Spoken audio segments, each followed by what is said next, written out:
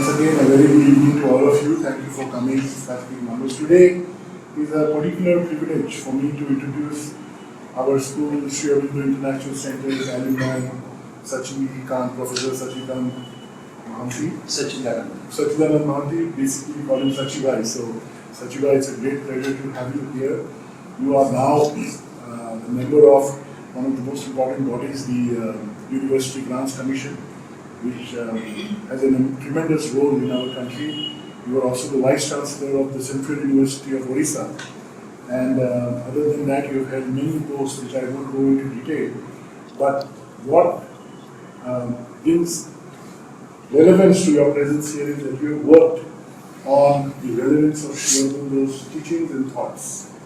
Today you are going to give us a talk on the national education policy, which again has a great impact.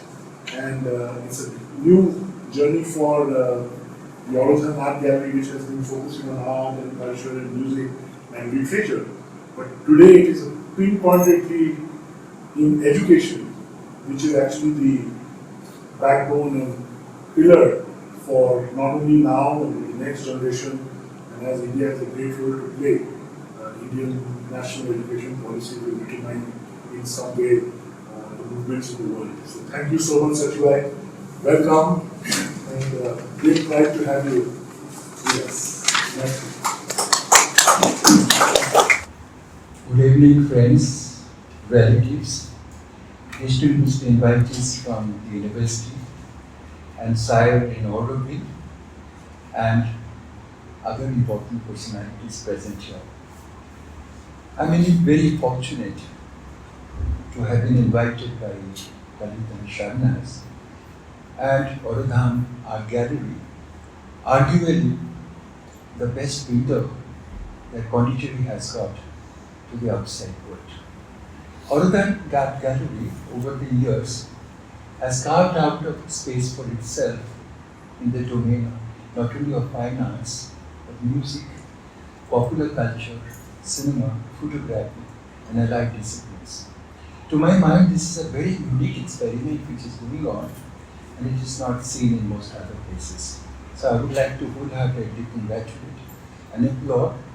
And may I say that with this invitation, you have opened another important chapter in not only the history of this unique organization, namely serious academic talks.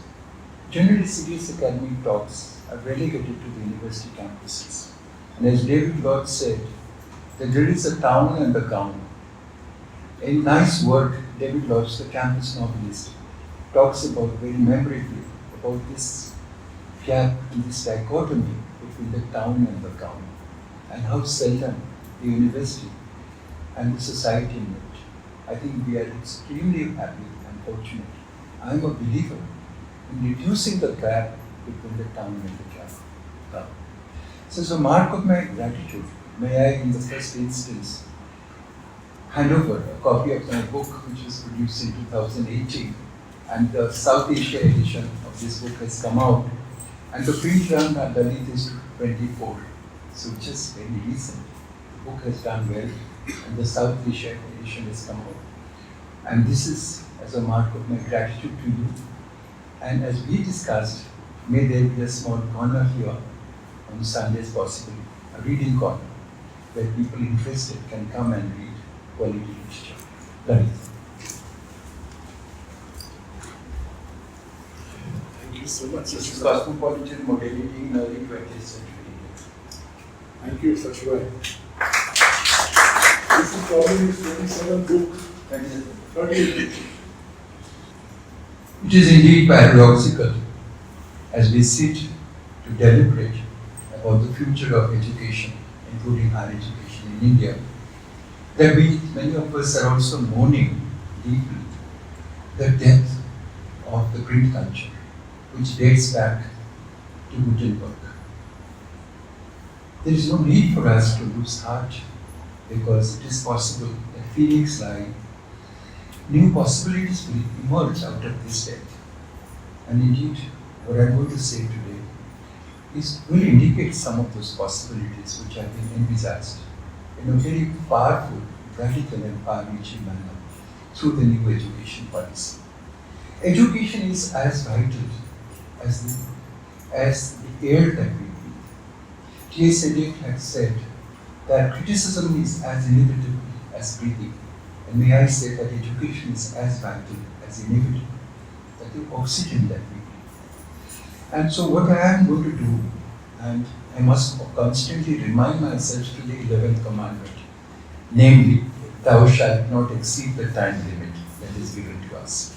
And I have been given 1 hour, and this 1 hour will comprise my talk and the question answers. I will be very happy to have questions and queries, an opinion which is more contrarian. I welcome contrary opinion, because it is through contraries, as Blake says, that we make progress. I divide my talk into 4 essential parts. In the first part, in order to make this talk context specific, I shall cite there are many factors and signposts and landmarks that can be cited. But for the sake of brevity and conciseness, I shall confine myself to basically 7 landmarks which precede the introduction of what is called the National Education Policy. For us, it is a new education policy. The first is, of course, 1700, which marks the registration of the East India Company.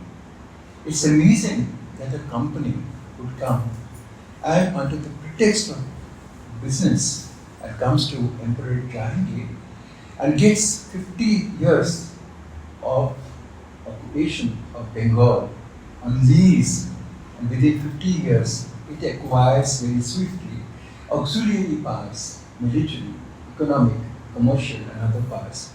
And very soon, by 1857, the company has taken over the entire country. It's very seldom it has happened.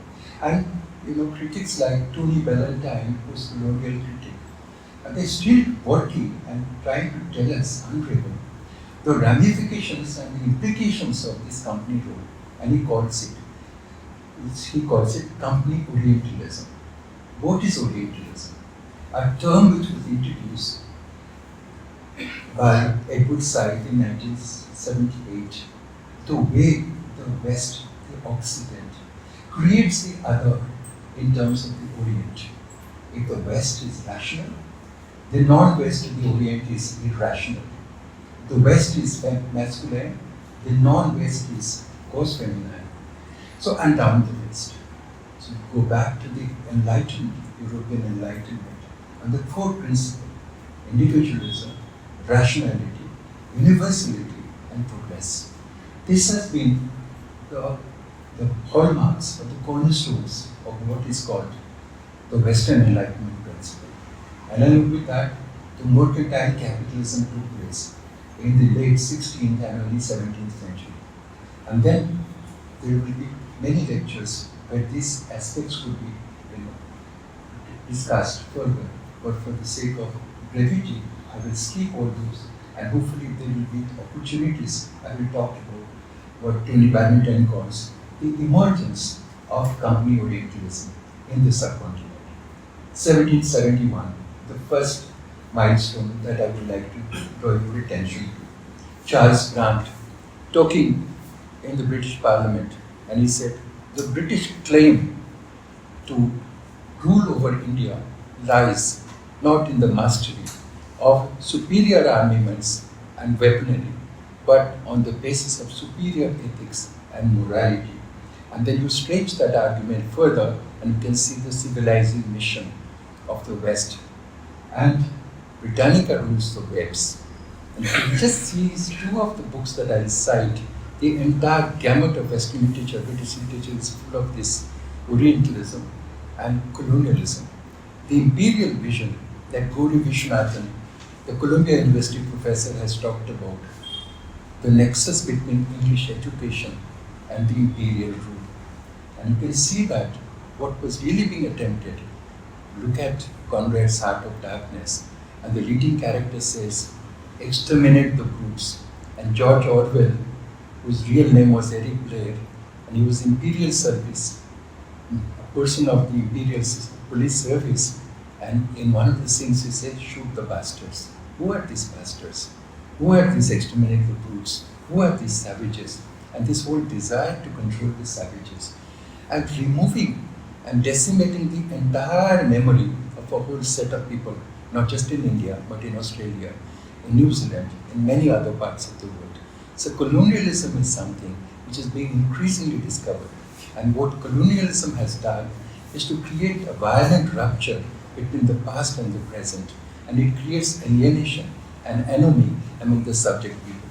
So 1771, Charles Grant says in the British Parliament that we can hope to rule over India because we are a superior race based on our ethics, superior ethics and morality. Number 2, important milestone.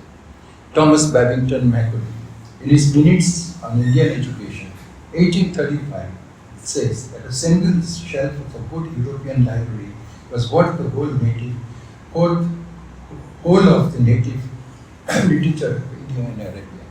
And furthermore, what he said is that we need to have, and he was an Anglicist, and the debate between the Anglicists and the Orientalists, those who propounded that the introduction of the Indian languages like Persian, like Urdu and Arabic, and those who promulgated the importance, enunciated the power of Indian English, for example. Macaulay said English has to be introduced. So the Orientalists lost out and the Anglicists won. And of course, English education has been introduced. It is not just an innocuous activity, as Guru Vishwanathan has shown. Much before English literature was introduced in England, English literature was introduced in India as part is in the settlement colonies that the British had overseas. Number 3, Charles Wood, Wood's Dispatch. And Wood's Dispatch, Charles Wood, when he wrote, painting, and he says that English ought to be introduced at the college level itself. So the debates which are going on between the Indian languages and English, and the Indian languages lose out and English wins. And these are responsible. Macaulay is responsible, Charles Wood is responsible, and Charles Grant. They're very, very important. And that becomes a kind of a Magna Carta for English education in the country itself. And when I mention the example of Dr. Radhakrishnan Commission, Kothari Commission, and the 1986 New Education, you can see that we have still continued with those kinds of principles which have a kind of a colonial past. Sure, Bindo, 1909, 1910, and he wrote a series of articles called A System of National Education, which were published in Karma Yogin, after which he came to Pondicherry. And of course, everybody knows, this learned audience, everybody knows about the 3 principles that he talked about. And those 3 principles have not yet been realized. They're absolutely radical. They're far-reaching. They are inconceivable by some of the most progressive and avant-garde educationists of the world. The first principle, he says profoundly, is that nothing can be taught. And Ivan Illich, in his own way, was saying, when he talked about the deschooling society, and he said the greatest obstacle on the path of education are the teachers themselves, because they develop a kind of a vested interest. And the greatest obstacle on the path of healthcare are the physicians themselves, because they develop a vested interest in disease, and they do not really emancipate ourselves from this disease to what is called health. And then the second is, of course, the mind has to be consulted. What a far cry it is from the notion that the teacher has the gospel truth and everybody is supposed to be passive, because we need a tribe of clerks. The clerks, we can mediate between the ruling class and the subject people. And it is not creativity, it is not originality that we want, but we want subservience to the Raj. That is the colonial agenda, and that is continuing. And Sri Aurobindo is challenging that. He says the mind has to be consulted in the process of growth. And the third, of course, is equally powerful.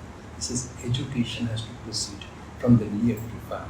Today we know the latest about Trump and others, but we know very little about the local communities in Pondicherry and Odisha and Bengal and wherever we are. The next is, of course, the Radhakrishnan Commission, Dr. Radhakrishnan Commission.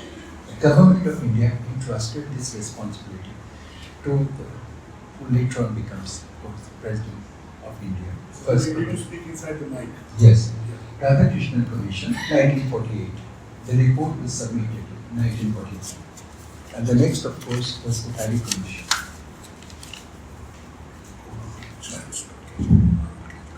Yeah. The next is, of course, Dr. Radhakrishnan Commission, and submission of the report is 1949. The next is, of course, Dr. T.S. Kothari Commission, a very eminent scientist of our country, 64, 65. Kirit before he passed away, he confided in me in 2012 that when Dr. Kothari visited the ashram and met the mother and told the mother, why don't you start a chains of such schools in the whole country? The mother told, and this is reported to me by Kirit that I'm not here to sell education. I'm not interested in commercial education. My education is for those parents and those children who have an aspiration for quality education. It is not the quantity that is important, it is quality. He said, out of 100 students, if one succeeds, I would consider that system to be successful. And we all remember, it is not brilliant students that we want living schools. But surely, brilliant students also can be living schools. So there is no necessary contradiction between the two itself. Then, of course, Kothari Commission, 1964 and 66, the report was submitted. 1986, when Dr. Kirit Joshi was there, invited by Mrs. Gandhi during the time of Rajiv Gandhi. In 1985, the new education was also, to create a new education system was introduced, and that was modified in 1992. Now we have the National Education Funds 2020, and it is mandated by the UGC under the Ministry of Education to implement it by 2030 itself. But when I looked at it, and I've had 3 months experience itself, and I'm not an expert in education, but as I said, who can really avoid education? Education is so vital to us, and I found that it is so incredibly formidable and so challenging that even if I feel in a responsible manner, even if you can implement even 5 or 10% of what has been really thought of in the national education policy, or the new education policy, I think we would really be confident to think that the whole mission has been successful. Why do I say so? What are the important cornerstones? But before that, let me tell you something about the University Grants Commission. The University Grants Commission, and which was created as an act of Parliament, it was modeled after what was called University Grants Committee of the UK. And its main major task was grant giving body, to give grants to the universities and the colleges. But very soon, it was realized that if you give grant and if there is no assessment and evaluation of the grants, then obviously it will be incomplete. So it acquired the power to evaluate, for example. And then later on, regulations. So without, for example, without grant giving, without evaluation, and without regulation. Why regulation? Because you are giving grant, you are necessarily interested in maintaining standards. So maintenance of standard in due course became inevitable feature of the University Grants Commission, and that functions under the Ministry of Education. Today, happily, University Grants Commission is no longer a regulatory body. It is a facilitating body. It really makes rules and, of course, guidelines. But guidelines, my friends, are only guidelines because it doesn't do any kind of micromanagement. It leaves all the higher education institutions, like autonomous colleges, due to be universities, state and central universities, to really apply. And therefore, there is a big responsibility. I don't think that it is sufficiently understood and realized by bulk of the higher education institutions. Let me give you some statistics that will really reveal what is it that we are really facing today. The statistics are really telling about. According to the survey which was done in 2021, just immediately after the COVID, you can see enrollment in higher education, because the data and statistics which have been captured, they are very, very important. Today, the official enrollment of the students in 2020, by now of course it must have burgeoned, it must have increased, 4.14 crores, officially 4.4, and we're not talking about the dropout, huge number of the dropouts. And one of the objectives of this new national education policy is how to prevent. And one of the most exciting and imaginative way by which prevention of dropout is through what is called multiple entry, multiple exit. You do 1 year course and then you go out, you will be given a certificate. And 2 years with a diploma, and 3 years and 4 years with a degree itself. So the idea is that they're not prison, it's not a prison house. They're not captured bodies, captivated bodies. They have the freedom. So flexibility and freedom are very, very important. So 28% increase in enrollment of the SC students because we are talking about equity with excellence. Because large sections of our own students come from marginalized background. Several of these students, they drop out because they have to really help their parents in harvesting, in agriculture, for example. How can the system of education, which has been supported by public money, can ensure equity and excellence at the same time? We have IIMs, we have IITs, we have central universities, we have deemed to be universities, we have a number of important and very, very leading private universities, OP, Jindal, Ashoka, and many other universities. So now the Right to Education Act, of course, is so important. And the right of a child in the neighborhood to go to their school is also very important. Increase of 47% in enrollment of the ST students, very impressive, but we are not really still succeeding because still we are very far away from the target itself. The Northeast component has also gone up sizably in this regard. The faculty has increased by nearly 47%, and yet if you look at, and we look at the statistics of the faculty vacancies in the Indian universities, it is abysmal, it is colossal, it is shameful that the faculty are not there. Faculty members have not been recruited with the due reservation policy itself. So this data has been captured by the data capture format of the Ministry of Education. The variations has been seen across states and disciplines, and this is a worrisome feature. There's a huge variation in terms of the enrollment. Some of the northern states are doing very well. Some of the southern and eastern states are not doing very well. So just as there is a huge kind of cleavage between northern hemisphere and southern hemisphere, within the country itself, because of the many variables, language variables, caste variables, ethnicity variables, tribal variables, and these variables are very worrisome to the managers of education itself. Public universities, government of public universities, 59% contribute to 73% of the total enrollment itself. I think there is a lesson out there, because even if you increase many-fold, for example, the allocation of money for infrastructure, etc., Indian education will not succeed in having enrollment of the students. And therefore, something which is being tried out, distance education in the form of the Indira Gandhi University itself, will become a thing of the past itself, will increasingly become obsolete. What it will take place, and according to the UGC, is in online education. Already the MOOC programs are there. So if Harvard University professors and faculty can teach, and the lectures which are supported by foundations can reach many others and deprived sections, why should our own engineering students in small towns not listen to the best of the lectures in the IITs, for example, through online? So online education is going to be, when I was growing up, I'm just reminded of a book called Future Shock by Alfred Toffler. And he was like crystal crazy. He was wondering what the future is going to be. And one of the things that you can be sure about that this institutionalized education. And I remember what I told you, that mother once said, I don't see any walls out here. And she was so far away of the teachers. And the teachers were saying that unless there is a classroom, unless there is an exam, they're not going to listen to us. There will not be an element of hearing. And mother said, I don't see any walls. I don't see any teachers.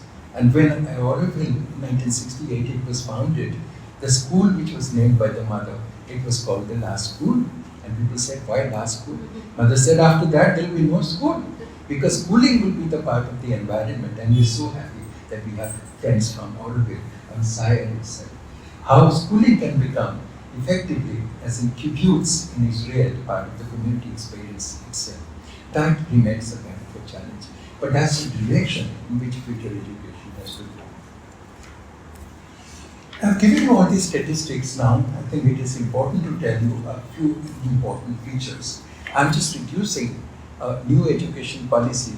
You can just click and you will get 64 pages. I'm reducing the 64 pages. I'm drawing your attention to some of the key areas. And then, of course, in the next part, I will talk about the challenges. But the data and the key features are very, very important because we need to be contextual. And what is it that is being tried out? And it was chaired by Dr. Kastura Rangan, and who was the head of the Indian Space Agency. And when I looked at it, I must say I was very impressed. I was not part of the drafting of the new education policy.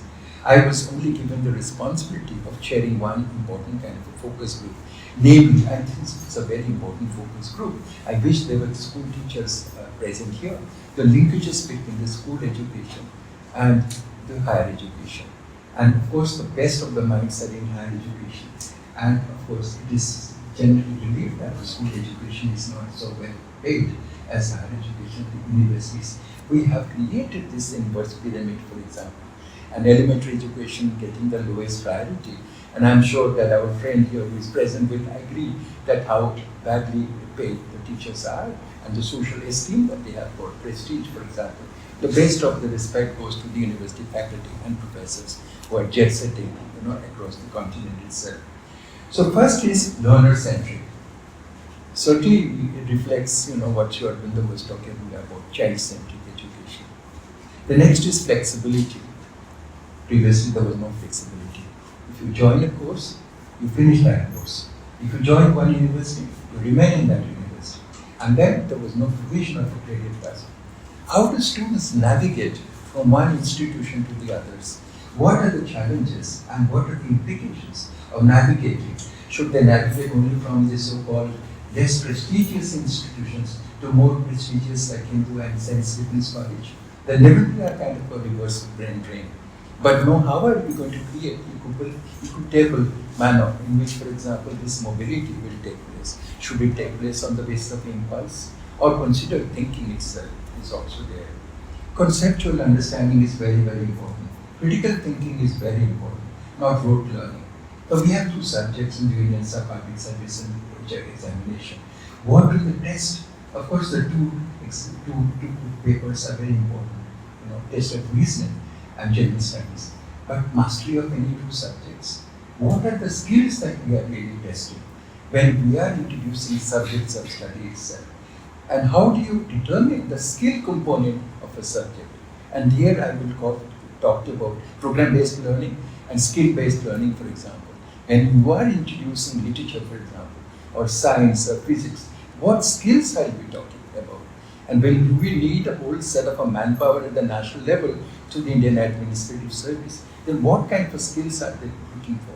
So my answer is that I think there's been a tremendous amount of vested interest right from the inception of the university system not to dislodge anything.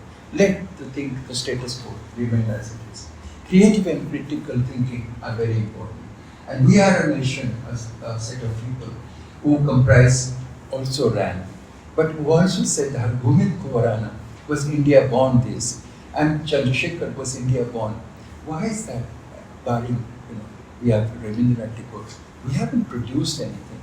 It is not because of the disrespect to India that we have not even been able to contribute and compete effectively in the international scene itself. Now, ethics, human and constitutional values, that is also very, very important. And multilingualism. Today we are talking about not the primacy of English, because with the English, for example, Sri Aurobindo in the Foundations of Indian Culture is written a very, very important chapter. And we lose sight of the chapter. Indian culture and external influences. Are we going to get swept off our feet? Are we going to say that we don't need Western knowledge system or on foreign languages? Gandhiji said that we want winds of change to come from all over the world, but I refuse to be swept off my feet because of the changes. How to be rooted on our soil, how to recognize the Indian languages, how to be multilingual, how to have access to English and not to be enslaved by the agenda of the Raj and the colonial system. That remains another thing also. Then we have life skills. And in our own pejorative and dogmatic and dismissive manner, we have created the vocational and professional education. And we have created unthinkingly the community colleges. Those who cannot succeed to crack the elite examinations, cannot go to the state universities, they are condemned to go to community colleges. I think one thing, something very salutary which has happened, is to remove this notion between professional and vocational. Another thing which is very important is that NEP 2020 is talking about that there will be no standalone institutions. There will be no IITs. There will be no IIMs. All IITs will also have humanities, social sciences, management, and everything put together. And students must have be given all the freedom to choose any combination of courses. Today it doesn't happen. Today in the IIT cycle, and I have my education in IIT Kanpur. It was very well founded by Dr. Telkar that humanities and social sciences will not be secondary to any. But what is in reality, for example, is it a matter of just entertainment for you? The main thing is, of course, mastery of technology and science. Science is considered important because without that, technology will not happen. But what about literature? What about economics? Are we going to have only, you're going to have science fiction to be taught to them as a kind of a diversion from their own serious kind of thinking? NEP says there will be no academic hierarchy. There will be no academic caste system. This academic caste system is completely inimical and antagonistic to the whole pursuit of learning itself. Research is continuous. It is not for advancement alone, but it is a continuous thing. So reading is not something which is considered to be, unimportant and to be kept aside. And then, of course, and we have a whole generation of what can be called Wikipedia intellectuals, because we look at it, Wikipedia, and Wikipedia says that there is no accuracy there itself. So how to read, and reading culture is being depleted, and how to revive and recreate, even if it is through podcast or whatever, for example. But reading is very important. The grey cells have to be active, because we need to think actively and cogently and come up with the answers. We need to have a culture of dissidence which really questions and originality. We must remember what Sachidananda told Bari when he was acquitted in the Alipur bomb case and put there, and he comes and writes to Sachidananda that what is the greatest problem that India has got? And Sachidananda says thoughtfully, the refusal to think, that is the greatest problem that India has got. And he wrote this in 1920, and more than ever before, it continues to be true, because we have this kind of a thinking of accepting received wisdom and institutions and traditions, and we have not really rewarded original thinking itself that Sachidananda is talking about. So my friends, as we are talking about the committee which was created by Kasturi and many others, so many other people, certainly not all of the audience, where you can see that not only what Sachidananda was saying, other people are also saying the same thing. Originality is so vital to the pursuit of learning, to education itself. Strong and visible public education system. There are two areas where the state should not really retreat. One is education and healthcare.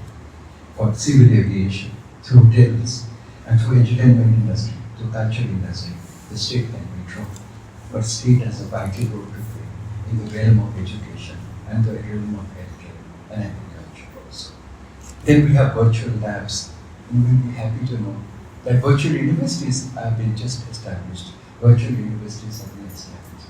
It's so good. And then we have the National Research Foundation with the corpus of money. And the universities also, because two things must go hand in hand. Autonomy and accountability. Mere autonomy, freedom will be incomplete without accountability. And more about accountability, I will talk before I end. So we have, if you look at the sub-portrait, we say undertaking transformative strategies and acting in the higher education portrait. Now, in brief, let me sum up. What are the key features? Let me sum up. One is multidisciplinarity. And we go back to this, the project approach that we all had in knowledge and continue to have. Not just subjects, but projects about death, about society, about illness, about health, project approach. Multidisciplinary point of view cannot just be divided in an artificial manner into slots. And like windowless boxes, where nothing really permeates from one to the other. Second is an institutional autonomy, so important. Increasingly, not only in India, but in many countries of the world, there is a primacy of the state. The state wants to control higher education. And we must remember the important chapter in the idea of femininity. And Aurodhan says, the title of the chapter is called Inadequacy of the State Idea, in the idea of femininity. He doesn't say falsity of the state idea, he says inadequacy of the state idea. And why is the state idea inadequate according to Aurodhan? Because it comprises some of the worst aspects of human behavior and social behavior. That's what Aurodhan says. The mediocrity, the commercial element, and he calls it philistinism, the commercial barbarism of the day, the powerful expressions that Aurodhan uses. Philistinism, commercial barbarism of the day, which is really, and he was talking about it in 1915, 1920, and we can think what is really happening now itself. Professional, vocational, I have already said that it is abolished. And then you can see skill development, employability, digital empowerment, capacity building of teachers, and governance and autonomy. These are also very, very important. Promotion of Indian languages, and there is a kind of a pecking order there also. That in the universities, for example, in the humanities, social sciences, economics at the top, English, and then after English, Indian languages come. What an upside-down manner in which we are really looking at the Indian languages also. Now, reforms have been carried out in two major areas. One is, of course, institutional, like national credit depository, etc., which are institutional.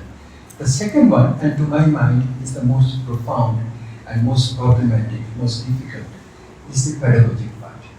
Because we are in different slots, for example, and these slots don't really interface. They don't have any kind of an interface.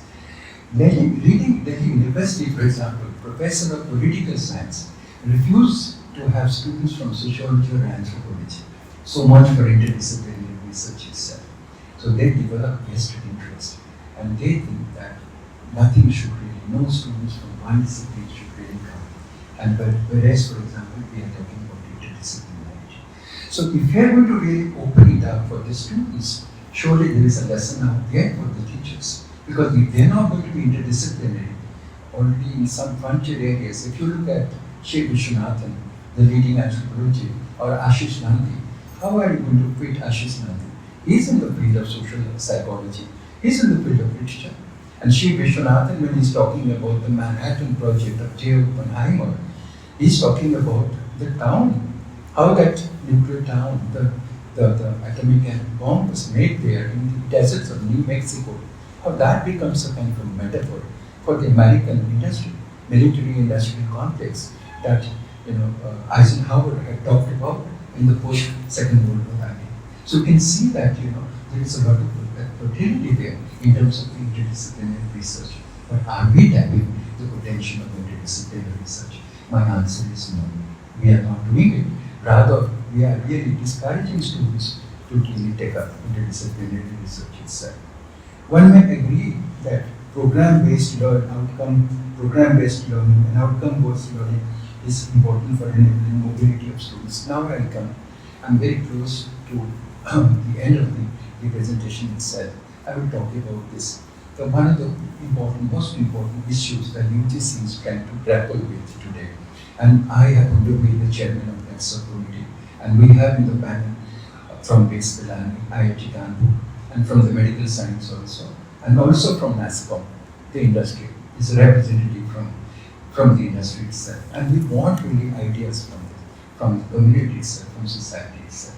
What are the problems to be encountered when you have NEP, multiple entry and multiple exit? Let me cite a few things that we are encountering and the kind of answers that we are trying to find out.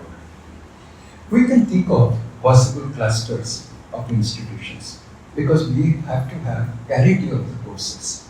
Unless we think of parity of the courses, a student from X institution going to Y institution will not be successful. For example, will flounder, will encounter difficulties which that person has not encountered.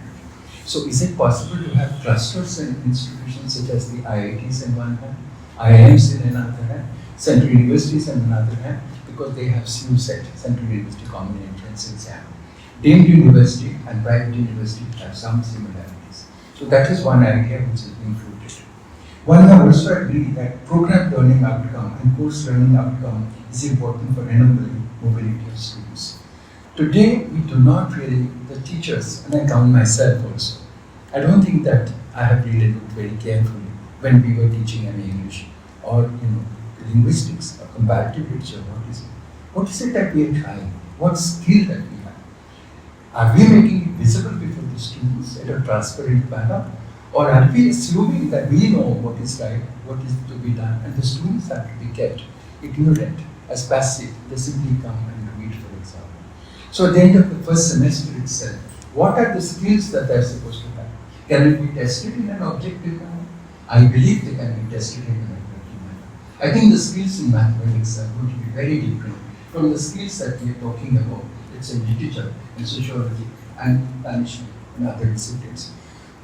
So that kind of exercise has not taken place in the Indian education system. Course-based learning and program-based learning. We need to have prior announcement of vacancies because we might have a rush to go from the one to the other, for example. What are the factors which will be responsible in order to ensure the mobility, navigation of the students from one institution to the other? One, of course, the faculty strength, and the second will be the institutional facilities. Do they have the institutional facility, the logistics, necessary logistics? That will be another thing that we also get. Student also, most recently I heard this refrain from my colleague from the IIT Kanpur, for example. But we in the IITs, we have superior kind of a scale of judgment, etc. And our students go to North American universities. How can we really deal with students who are coming from, IEC and these engineering, NITs, for example, on private engineering colleges? So that is a refrain that we keep on hearing again and again. And I'm not really sure that that refrain is very valid. I think there is certain kind of elitism that is really seems to be, functioning. I taught for most part of my career in Central University of Hyderabad, but I was acutely conscious to dethrone this kind of an elitism which really operates, that state universities are on par, the colleges are on par. We are the cat's whiskers, and our degrees and our diplomas, our method of assessment and entrance exams are the best itself. So I think while there might be an element of truth in the kind of practices that we have, but I'm not sure that the best practices, Professor Swami, you're from Pondicherry University, I'm not sure that the best practices don't exist in other colleges also. In an unthinking, undiscerning manner, we just discussed, we have decided that these colleges don't have quality. These universities don't have qualities. So I think what any multiple entry, multiple exit is trying to talk about is to articulate some of those processes. For a long time, these processes were not articulated. They were assumed to be, self-evident. Nothing is self-evident. We have to critique, we have to question, we have to interrogate, and maybe after some time, there will be some kind of consensus. Now, I think what remains to be done, is two things which remains to be done. And I hope I am doing well in terms of time management, self-reflex mind. The two issues which are very, very important, is of course, I talk about this. One is interdisciplinarity, and the third one, according to me, is internationalization. This I consider as built as important kind of pillars of the NEP and the future education. I told you about interdisciplinarity. windowless boxes, for example. You do a kind of a specialization in this, and you develop a vested interest to teach that course alone, and no other courses. And no system of management would agree with me, no Vice-Chancellor, no President of the university can force you to teach, because that's the faculty freedom that you invoke. You invoke the freedom to teach the course that you have specialized in. What about the freedom of the students who take courses, for example? And in the best of the American universities, students gravitate not because of the reputation of the university per se, but the reputation of the faculty and the reputation of the departments. Not all departments or not all universities have succeeded equally well in all disciplines.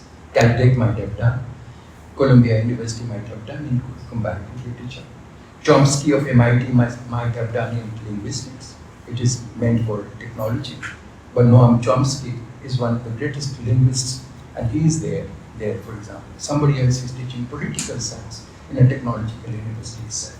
But we don't have this kind of examples, which are very solid, very necessary, for example. We have pigeonholed, disciplines in terms of the institutions. But institutions are best known for the disciplines that you have and the kind of faculty that they can attract. If you are hiring a professor of computer science at Harvard University, you have to compete with IBM in terms of the salary that you offer, in terms of the lab facilities that you offer. And I think that is very, very necessary. I think this healthy competition, already it is happening. They have the institutions of eminence, and happily our University of Hyderabad is one of them. Indian Institute of Science is another thing. So if you say that, why should we not get 1,000 crores? Well, you compete. And it will be based on the peer review, for example. We got 1,000 crores, but we have not been able to complete, continue with that, because the second round we have lagged behind. There has been complacency. So it is not a one-time grant. We have to continue constantly to get that. So that is the problem of interdisciplinarity. That windowless boxes, where disciplines don't meet, for example. But so we need polymaths, people who have access to many languages, in many disciplines, for example. Literature and music, mathematics and poetry, sociology and anthropology, and political science. Today, if you see, most of the departments are very isolated and very seldom. And only in the frontier areas, and the kinds of examples that I have said about Sri Vishwanathan and Ashish Nandi, and modestly some of my own work also, because of my background here, the way I understood Shardin's work, and the way there was a treatment of subjects that I learned through the kind of a creative pedagogy that I encountered. My work has been in the field of what is called cultural studies, cosmopolitanism, travel writing, periodical press. These are in the interdisciplinary thing. So my friends, I think that is another challenge that we have to meet. And for this, there has to be a great deal of fun learning also with history. And we must really, universities must reward very powerful examples of interdisciplinary research. And prizes should be really allotted to those people who excel in terms of interdisciplinary research in Hyderabad University, Pondicherry University, and certainly Professor Swami President right now. Apart from this interdisciplinarity, the second one, and that is the last one that I will talk before I open it up for discussion. The last one is, of course, internationalism. What is internationalism? If you see every street corner after globalization, every street corner sports a school, international school. Every street corner and every publication is international, and it might be based in Bhadra, it might be based in Pune, it might be based in Bathinda, but it's an international publication. Is it peer review? What is the address of this journal, for example? Is it peer review? Does it have a kind of a validation by the peer? No, certainly not. By the schools, international. So internationalism has become a badge of honor. Lalit, the book that I did, I really tried to really look at what is this internationalism? What is this badge of cosmopolitanism that we are all rushing towards? And we think that America, and America has really created metropolitan centers of power, intellectual power, that Edward Said and others were critiquing. They are responsible for internationalism. The unipolar world, the monochrome, the uniformity of the glass station, and the domination and the hegemonic power of Hollywood and the manner in which, for example, these emblems of the greatness of America can be really broadcast, and projected from Bombay, from Barcelona to Caracas, for example. Is that what internationalism is all about? Internationalism, my friend, today suffers from a kind of asymmetry in terms of political, economic, and cultural power, for example. And you are Ananthamurthy, the late you are Ananthamurthy, president of Sahitya Academy, says that I am in Karnataka and I am in my own small district, for example. What I should be really forced to really see and listen to is what the Monday House in Delhi is really projecting, for example. And he gave an example which is so revealing. And he said that at that time before the introduction of the satellite television, and he said at 7:45, it says national program, meaning Hindi and English, national program. And he asked this question very rhetorically. I attended that session in Sahitya Academy. And he said rhetorically, what was happening before 7:45? Was it anti-national program? Meaning regional program. So we have regional press, we have a national press. Look at the use of the nomenclature itself. The nomenclature, my friends, is revealing and tells us about the inbuilt bias and prejudices that we have towards our own languages. So regional language press, it is not honorific, it is not iconic. What is iconic is the English language press, the English language journals, for example. How to remove these kinds of things by accepting the importance of English channels. They accept the importance of the regional localities. And one of the terms which is used, because when the feminists were saying that her story is also important, not just his story, I think it's important. Because the history of hunting has been always from the point of view of the lions, not from the lambs, for example. So nomenclature is very, very important. One of the nomenclatures that those students of comparative languages and linguistics used is vernacular. Today we know vernacular languages, and we unthinkingly say vernacular. What does vernacular mean? You'll be astonished. You'll be astounded. You'll be horrified. It means the language of the slave. Vernacular means language of the slave. Surely Indian languages are not the language of the slave. Surely when we really appreciate, for example, Sanskrit, and Sheldon Bullock of Harvard University talks about the hegemony of the two sets of languages, the Latin-based empires and Sanskrit-based empires. We might really disagree with whether Latin-based empires are more beneficial and more benevolent than Sanskrit-based empires. Is it a fact that what happened when Sanskrit was introduced in a very vigorous manner? What happened to Indian languages? What happened to Prakrit? So there is a story out there which has to be really told. So it is not just idyllic, because languages do not have equal existence, for example. What is the difference between language, a standard language, and a dialect? A standard language is a dialect which is backed, according to the linguist, by an army and a navy. If you have political power, that particular dialect becomes a standard language. And unthinkingly we talk about it. This is a pure language. This is a standard language. If you look at, and this is in the realm of what is called the social linguists. My friends, what I am saying is this knowledge of the multiple disciplines and the sub-universes of languages and cultures that are so necessary. If you have access to that, then I think our own judgment will be more nuanced. It will not be so absolute. It has to be qualified. We have to offer our remarks with caveats itself. So, asymmetry in terms of the cultural and economic ties, for example, that globalization is talking about uniformity. So, certainly this is not the globalization that Tagore and Aurodhan were talking about. The distinction and the constant dichotomy between the local and the global. So Tagore is saying that I can talk about the Vishwa, Sahitya, if I can have mastery over Bangla.